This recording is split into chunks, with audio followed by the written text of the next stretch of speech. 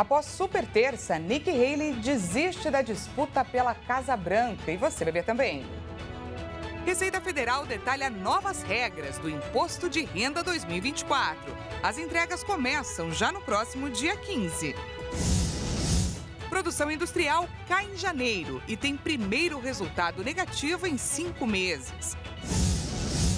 Viúva de Alexei Navalny convoca protestos contra Vladimir Putin no dia das eleições na Rússia. E ainda, Ministério Público da Espanha pede prisão de Carlo Ancelotti, técnico do Real Madrid, por fraude fiscal.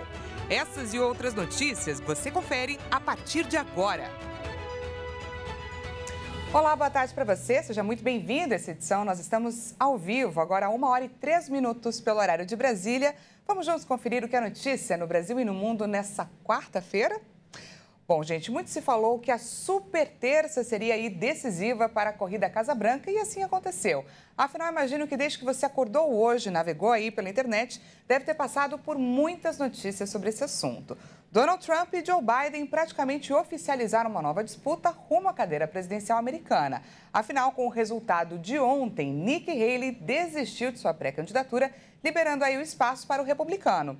Então, para a gente saber qual o cenário que se desenha após a super terça, esse é o tema da nossa entrevista de hoje. Hoje a gente começa assim.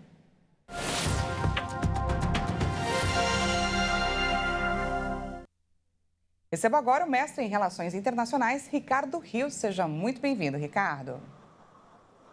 Boa tarde, Daniela. Boa tarde também a você que nos assiste. Ricardo, gostaria que você nos trouxesse primeiro uma radiografia sobre o que foi essa super terça, seus desdobramentos, e falasse também sobre o tom do discurso de retirada da candidatura de Nikki Haley. Bom, Daniela, como você bem observou, a eleição americana já está definida. A disputa, mais uma vez, pela segunda eleição seguida, será entre Joe Biden e Donald Trump. Mas é muito importante a gente pensar que, do ponto da disputa republicana, a super terça foi muito protocolar, porque o que definiu mesmo a eleição dos Estados Unidos e essa disputa foi uma decisão da Suprema Corte que impediu os estados em deliberar se alguém pode ser candidato a cargos federais. Alguns estados tinham proibido a pré-candidatura de Donald Trump, mas a Suprema Corte derrubou isso. Inclusive, a Suprema Corte passou essa decisão para o Congresso. Como os deputados são de maioria republicana, provavelmente Trump vai ter caminho livre para sair candidato. E essa decisão, não só da super terça, mas também da Suprema Corte, abriu esse espaço de retirada de Nikki Haley da eleição, que só ganhou em um estado, e é muito interessante no discurso dela que em nenhum momento ela coloca apoio a Donald Trump, ela só deseja boa sorte, mas ao que tudo indica ela deve oferecer um voto de protesto, ou então o voto nulo nessa eleição americana, porque ela não quer apoiar Trump. Eu queria olhar um pouquinho mais adiante, porque daqui para frente a disputa será intensa. Na verdade, já vemos aquele bom e velho jogo de críticas, de acusações entre os adversários, Biden e Trump. E eu quero entrar em um tema aqui que tem preocupado e muitas autoridades, deepfake. Para que quem nos assiste agora entenda um pouco mais sobre as formas de uso dessa ferramenta de inteligência artificial, eu peço que a nossa produção coloque a imagem criada por apoiadores do ex-presidente Donald Trump. Como eu disse, se trata aí de uma criação, não de uma fotografia de fato. O Trump não necessariamente esteve nesse lugar e nem com essas pessoas, mas o objetivo dessa imagem é atrair eleitores negros, votos que o candidato precisa em sinal de apoio. Ricardo Rios, após trazer aqui esse exemplo, eu te peço para falar sobre os riscos do uso da inteligência artificial em processos eleitorais e o que tem sido feito aí mundo afora para evitar a desinformação. Perfeito, Daniela. As eleições desse ano, e aí são mais de 50 países que terão eleições, inclusive o Brasil vai ter as eleições municipais, já se tem uma discussão muito forte de até onde os candidatos podem ou não usar inteligência artificial. O que a gente viu, por exemplo, no caso do Trump, é uma manipulação de informação, uma distorção de informação que a gente vai ter muito nas eleições. E a gente precisa de um papel ativo da imprensa para acabar com a desinformação. No caso dos Estados Unidos, quem vem sofrendo mais é Joe Biden, que vem sendo muito atacado com deepfakes, com imagens geradas por inteligência artificial, áudios. Então vai ser uma eleição muito suja, com ataques baixos, com manipulações de informação. O Brasil é o único país até hoje que conseguiu criar uma regra para uso de inteligência artificial nas eleições, o TSE anunciou isso recentemente, e o mundo vai caminhando a passos muito lentos. O que vai acontecer é o seguinte: a tecnologia acabará atropelando as eleições em todo o mundo e o Brasil sentirá menos por conta dessa regulamentação que o TSE criou. Mas é importante que se diga também o lado positivo da inteligência artificial também. Afinal, se usada de forma transparente, ela pode trazer muitos benefícios em termos aí de alcance, de democratização de informações. É verdade, por exemplo, que com ela é possível criar um avatar que interprete em Libras, Ricardo?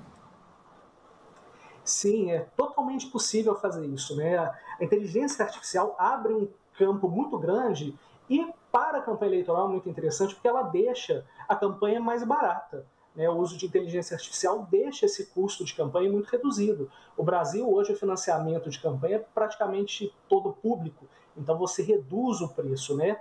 No Brasil, além das regras do TSE que normatizaram o uso de IA nas eleições, né, inteligência artificial, os pesquisadores em comunicação esse ano vão se debruçar sobre o tema, né, nos congressos da Sociedade Brasileira de Estudos Interdisciplinares da Comunicação, Intercom.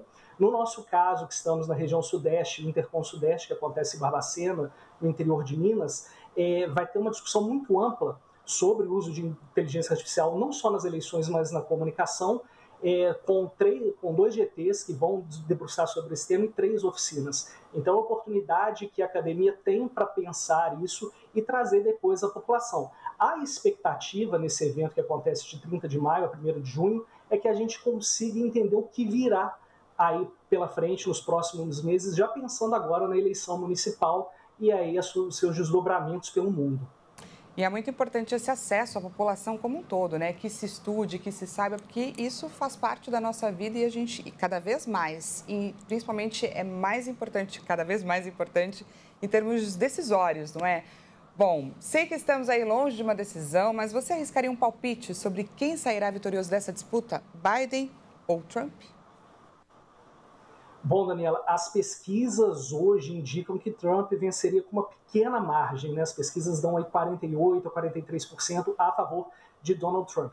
Mas é muito importante entender que muita coisa vai acontecer até 5 de novembro. As eleições americanas são muito longas, elas normalmente são judicializadas, então às vezes podemos ter inclusive uma reeleição de Joe Biden. Tudo depende de como a economia americana vai andar e os passos dessa campanha. Se for uma campanha muito suja, às vezes Biden ganha. Se os Estados Unidos tiverem uma condição financeira pior nos próximos meses, Trump pode vencer. Então tudo pode acontecer, mas o cenário hoje é que Trump vença essa eleição em novembro. Tudo pode acontecer, temos chão até lá. Conversamos com Ricardo Rios, mestre em Relações Internacionais. Ricardo, mais uma vez, muito obrigada pela sua participação. Eu que agradeço, Daniela. Uma boa tarde a você e a todos que nos assistem. Até mais. Vamos falar aqui do nosso Brasil. A produção industrial caiu em janeiro e teve o primeiro resultado negativo em 5 meses. Os números são reflexos aí do encolhimento dos segmentos de extrativismo e de produtos alimentícios. A produção industrial brasileira recuou 1,6% em janeiro, na comparação com dezembro. Segundo dados da Pesquisa Industrial Mensal do IBGE, o resultado representa a primeira queda desde julho de 2023. No mês, 2 das 4 grandes categorias econômicas e 6 dos 25 ramos industriais pesquisados tiveram redução na produção. As principais influências negativas no resultado de janeiro foram nas atividades das indústrias extrativas, com queda de 6,3%, e produtos alimentícios, com diminuição de 5% no mês. No período, o setor também sentiu quedas na confecção de artigos de vestuário e acessórios e de produtos têxteis. Em 12 meses, o setor industrial cresceu 3,6% e apresentou resultados positivos em 3 das 4 grandes categorias econômicas. Entre as atividades, as principais influências positivas foram registradas por indústrias extrativas, derivados do petróleo e produtos alimentícios. Já as altas vieram de produtos químicos, equipamentos de informática, veículos automotores e máquinas e equipamentos. O governo federal assinou um decreto que regulamenta a nova composição da cesta básica. Pois é, e a mudança inclui alimentos in natura ou minimamente processados. A A ideia é que a nova cesta básica ajude a melhorar a qualidade de vida de quem consome, gerar renda a pequenos produtores e proteger o meio ambiente. Alimentos de 10 grupos diferentes compõem a cesta: feijões, cereais, raízes e tubérculos, legumes e verduras, frutas, castanhas e nozes, carnes e ovos, leites e queijos, açúcar e sal, óleo e gorduras, café, chá, mate e especiarias. Na cesta básica também serão priorizados produtos agroecológicos, sempre que possível, oriundos das regiões em que serão consumidos. Em uma parceria, o governo e entidades privadas sem fins lucrativos vão gerir cozinhas solidárias que também podem participar da formulação e monitoramento do programa Cozinha Solidária. Além da regulamentação, está previsto um investimento de 30 milhões de reais para a compra de alimentos. Atualmente, existem pelo menos 2.770 cozinhas solidárias no país. A Receita Federal detalhou hoje as novas regras para a declaração do imposto de renda. Pois é, a entrega do documento começa no próximo dia 15 e segue até o dia 31 de maio. Vale lembrar que o programa para a entrega da declaração do imposto só será liberado no mesmo dia de abertura do prazo de entrega. Deve fazer a declaração do imposto quem recebeu rendimentos tributáveis acima de R$ 30.639 em 2023, um valor um pouco maior do que o da declaração do ano passado, que foi de pouco mais de R$ 28 mil.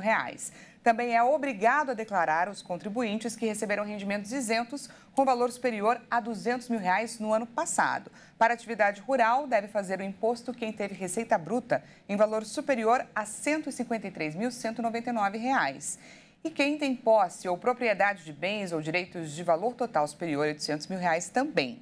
O calendário de restituição também foi divulgado hoje pela Receita Federal. Os pagamentos serão feitos em 5 lotes a partir do dia 31 de maio. A Receita observa uma fila aí de prioridades para alguns grupos, como idosos, deficientes, profissionais do magistério e quem optar pela declaração pré-preenchida ou por receber a restituição via Pix, assim como foi no ano passado. Agora, 1h16, a gente vai para um rápido intervalo e na volta você confere. Viúva de Alexei Navalny convoca protesto contra Vladimir Putin no dia das eleições na Rússia. E ainda, Ministério Público da Espanha pede prisão de Carlo Ancelotti, técnico do Real Madrid, por fraude fiscal. A gente volta já já, não perca!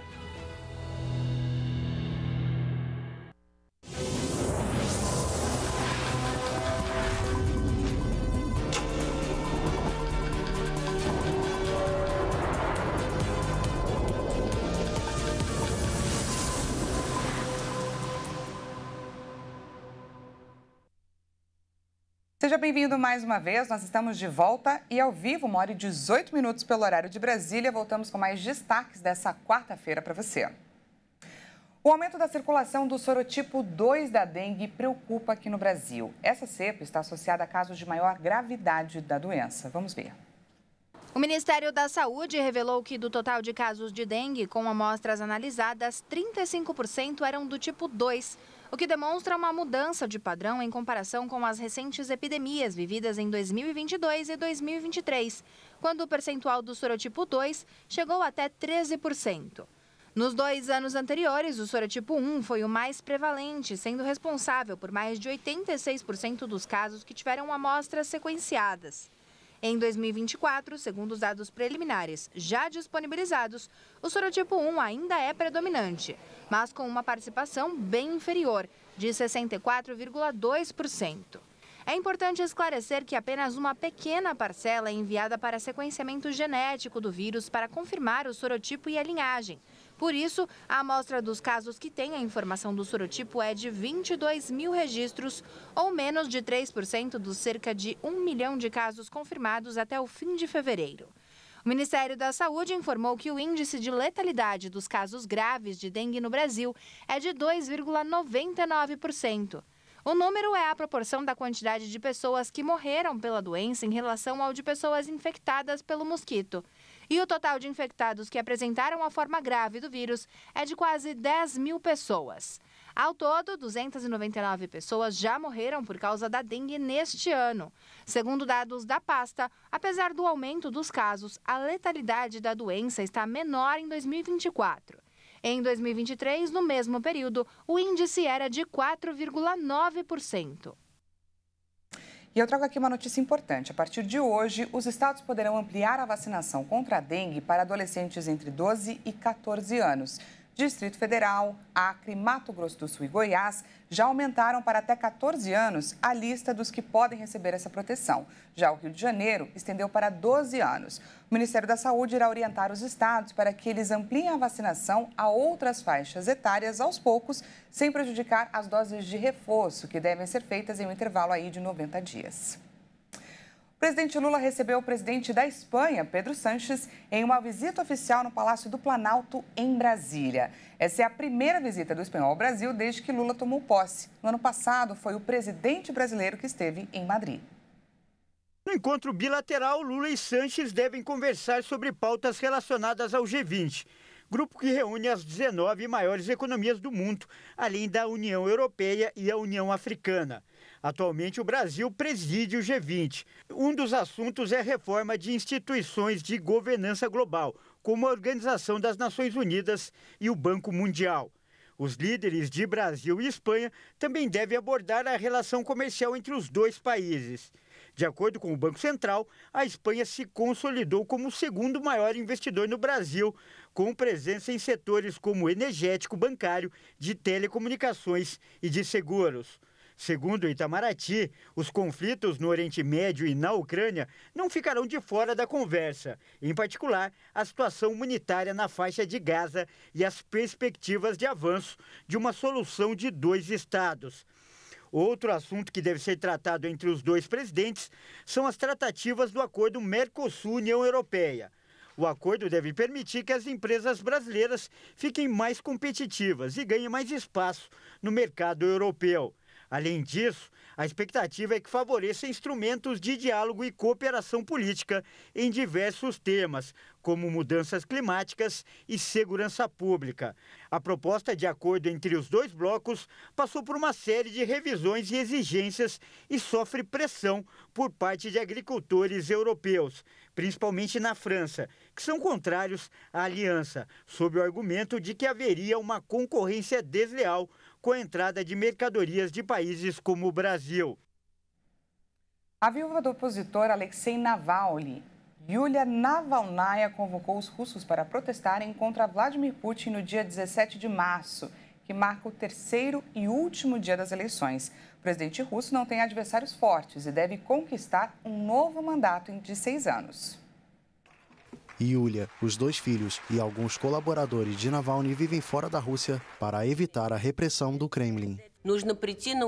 Precisamos ir até os locais de votação no mesmo dia e na mesma hora da eleição, 17 de março, ao meio-dia. Depois você pode escolher qualquer candidato que não seja Putin. Pode destruir sua cédula, pode escrever Navalny em letras garrafais.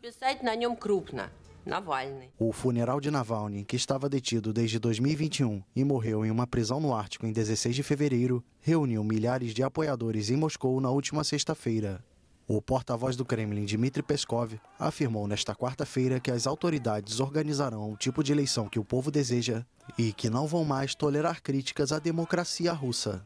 Os protestos tradicionais contra o governo são duramente reprimidos na Rússia, onde Putin deverá permanecer no poder pelo menos até 2030. O técnico do Real Madrid, Carlo Ancelotti, está na mira da Justiça da Espanha. O Ministério Público pediu que ele receba uma pena de mais de 4 anos de prisão por fraude fiscal. Em um comunicado, o MP de Madrid afirmou que o treinador teria fraudado o Tesouro Espanhol em mais de 1 milhão de euros entre 2014 e 2015, ao não declarar rendimentos de direitos de imagem.